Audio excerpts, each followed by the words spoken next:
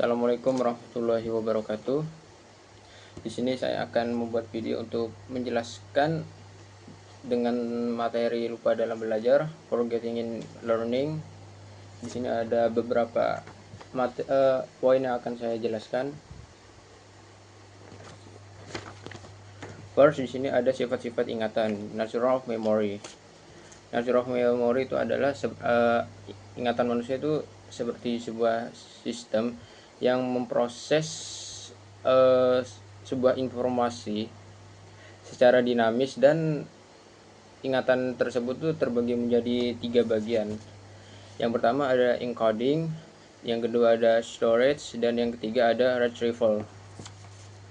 Untuk encoding itu sendiri, yaitu pencatatan, adalah sebuah proses di mana otak kita tuh mengubah ya kan dari informasi tersebut menjadi sebuah kode-kode yang membuat otak kita tuh lebih mudah untuk memahami gitu.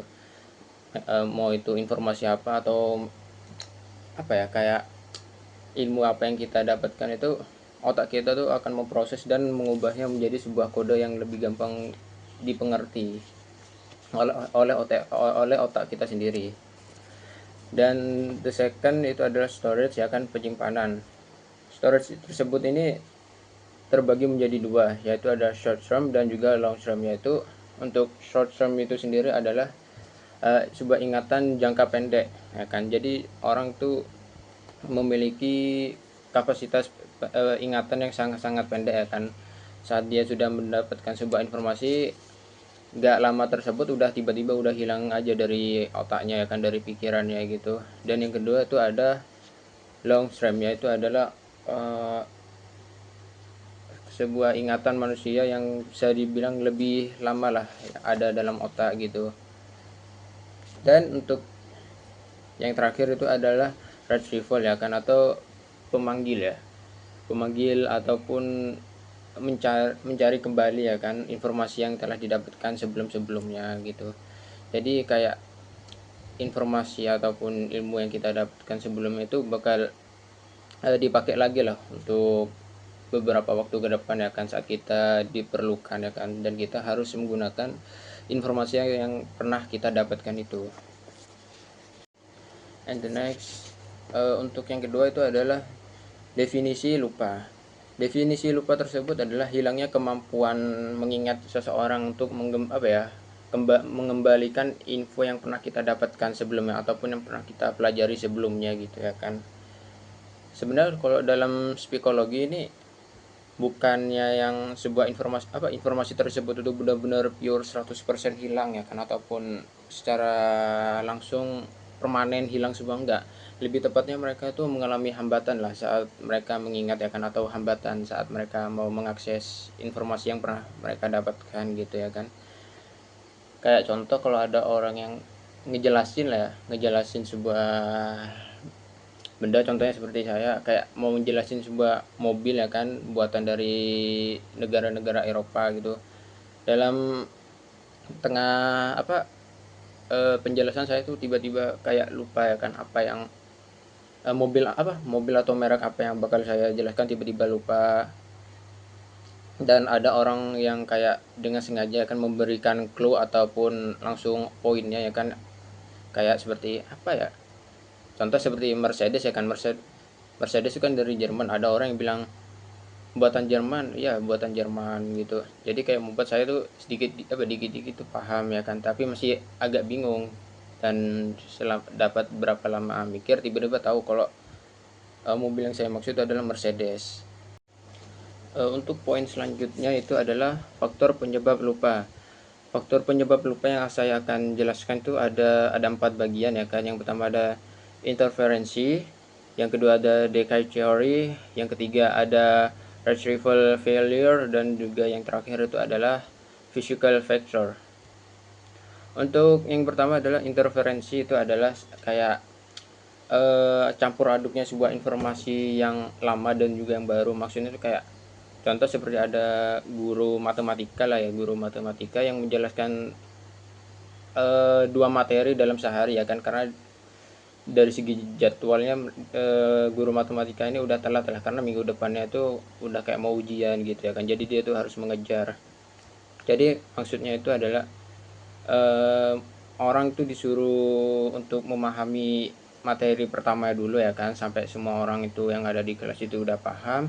Terus karena emang ini konsepnya lagi mengejar materi untuk selesai ya kan, si guru tuh langsung lanjut ke materi kedua ya kan, tanpa memberikan waktu untuk murid-muridnya itu apa ya, memahami lah lebih mendalam ya kan, agar gak lupa untuk kedepannya. Tapi karena emang lagi mengejar waktu, jadi ya langsung ke materi kedua gitu ya kan, yang dan saat di materi kedua itu ya sama orang-orang itu pada paham ya kan. Tapi gitu, walaupun menjelaskan dua materi dalam sehari, mesti ada beberapa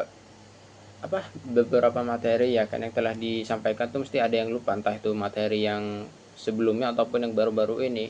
Karena emang manusia itu membutuhkan waktu untuk mencerna lah, untuk benar-benar sebuah materi atau informasi tersebut tuh tertanam pada otak seseorang gitu. Dan yang kedua tuh adalah decay theory, yaitu adalah informasi yang kita dapatkan tapi kalau nggak salah itu jarang digunakan. Maksudnya itu kayak kita tuh ya udah untuk pertama dan terakhir kalinya itu pada saat itu doang. Jadi kalau kita pengen ingat terus ya, kita ulang-ulang terus ya, kita pelajari terus sampai informasi tersebut tuh benar-benar ada dalam otak kita ya kan, gak gampang lupa lah. Tapi kalau kita emang jarang menggunakannya ya kan, ya lama kelamaan bakal hilang-hilang sendiri dari otak kita gitu. Jadi kita gak akan ingat sedikit pun kalau kalau tidak digunakan kembali gitu ya kan. Dan yang ketiga itu adalah retrieval failure. Retrieval failure itu sebenarnya sama kayak yang tadi yang saya jelaskan, itu yang memanggil kembali yang ini, yang poin yang A. Sama itu adalah gagalnya menemukan sebuah petunjuk atau clue dari sebuah informasi yang dia ingin ingin apa ya, ulang kembali ya. Sebenarnya sama ya kan, bukan 100% kan, bukan pure 100% dia tuh lupa, hanya kadang dia tuh bingung cara yang mengakses tuh pada sebuah informasi itu bagaimana. Karena kan apa ya, pikiran kita itu kan banyak kan, jadi yang membuat kita tuh bingung, kayak penyimpanan kita sudah mau full gitu. Jadi kita tuh harus mencari clue ataupun petunjuk untuk apa ya, ya untuk mengulang sebuah informasi tersebut gitu ya kan, seperti saya jelaskan tadi ya kan, harus mencari clue ataupun langsung ke poinnya agar kita tuh tiba-tiba ingat gitu. Dan untuk yang terakhir itu adalah physical factor, yaitu adalah faktor fisik ya kan, seperti mungkin pada seseorang itu kayak lelah ya kan, karena aktivitas dalam sehari dia tuh sangat-sangat full ya kan, yang membuat dia tuh lelah. Kalau nggak dia tuh lagi stres ya kan, entah stresnya karena apa, ataupun kurang istirahat ya kan, seperti kurang tidur gitu. Itu menjadi penyebab utama ya kan, kenapa kita tuh gampang lupa. Soalnya jika fisik kita itu tidak dalam keadaan prima, ya tubuh kita tuh ataupun otak kita tuh bakal tidak bekerja secara maksimal untuk menyimpan sebuah informasi yang kita dapatkan. Alright, and the final point ya kan, untuk poinnya terakhir itu adalah kiat mengurangi lupa. Di sini saya akan menjelaskan beberapa cara untuk mengurangi ataupun menghilangkan sifat lupa itu tersendiri. Yang pertama di sini ada overlearning ya kan, sesuai namanya, learning itu belajar dan over itu kayak sebuah dilebih-lebihkan lah, berlebihan. Jadi di sini maksudnya itu adalah dari overlearning itu adalah kita belajar yang berlebihan gitu, untuk ya mengurangi rasa lupa tersebut. Soalnya dengan cara kita overlearning itu ya berarti kita kan selalu mengingat, kita akan selalu mengulang ya kan sebuah informasi atau sebuah ilmu tersebut, yang sampai dimana titik itu kita tuh benar-benar susah untuk lupa gitu ya kan. Dan yang kedua itu ada mnemonic ya kan, yaitu jembatan keledai. Dan yang ketiga itu adalah space repetition ya kan, pengulangan berkala ya kan, sama seperti overlearning itu ya kan, mengulang-mengulang terus ya kan, agar kita itu ya gak mudah lupa aja gitu ya kan. Dan the last itu adalah metode organisasi ya kan, ya seperti peta konsep yang saya buat ini ya kan. Soalnya kan kalau kita membuat peta konsep ya kan, itu kan buatan kita sendiri juga ya kan, eh,